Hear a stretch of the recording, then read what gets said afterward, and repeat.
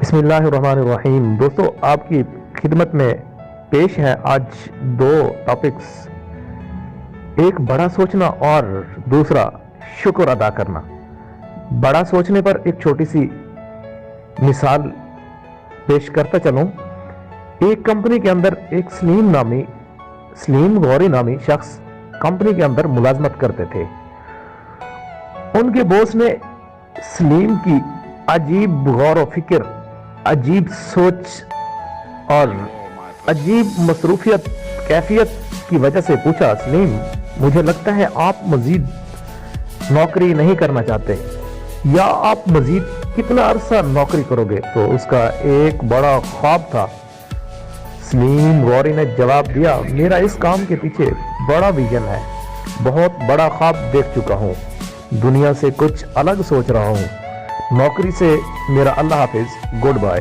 انہوں نے اس دن نوکری چھوڑی، اپنے اس خواب اور ویژن کے تحت ایک کمپنی بنائی۔ پاکستان میں آج وہ سب سے بڑی آئی ٹی کمپنی دنیا بھر میں کام کر رہی ہے، جس کے سی او ہیں سلیم غوری صاحب۔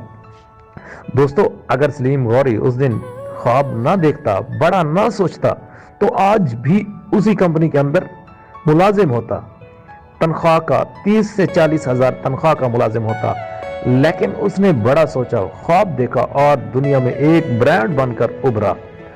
تو چلتے ہیں دوسرے شکر والے واقعے کی طرف۔ ایک دن بیبے نے بیسن کی روٹی پکا کے دی۔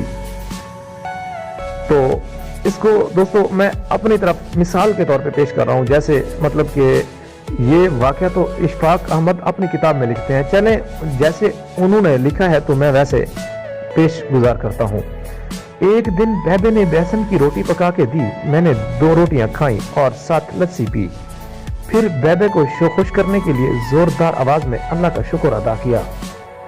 بیبے نے میری طرف دیکھا اور پوچھا، ایک کی کتائی؟ میں نے کہا، بیبے شکر ادا کیتا ہے اللہ دا۔ کہنے لگے، ایک ایسا شکر ہے، 2 روٹیاں تجھے دی، تو کھا گیا، نہ تو باہر جھانکا، نہ ہی پاس پڑوس کی خبر لی کہ کہیں کوئی بھوکا تو نہیں ہے، ایسے یہ کیسا شکر ہے؟ پتر، روٹی کھا کے لفظوں والا شکر تو سب کرتے ہیں، اپنی روٹی کسی کے ساتھ بانٹ کر شکر نصیب والے کرتے ہیں۔ اللہ کو لفظوں سے خوش کرنا چھوڑ دے پتر، عمل پکڑ عمل، اللہ جس چیز سے نواز دے اس کو خوشی سے استعمال کر اور کسی کے ساتھ بانٹ لیا کر، کہ یہ عملی شکر ہے۔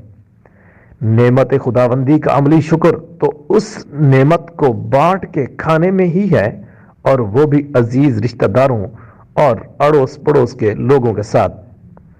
دوستو، اللہ پاک آپ سب کو آسانیاں عطا فرمائے اور آسانیاں تقسیم کرنے کا شرف عطا فرمائے، آمین۔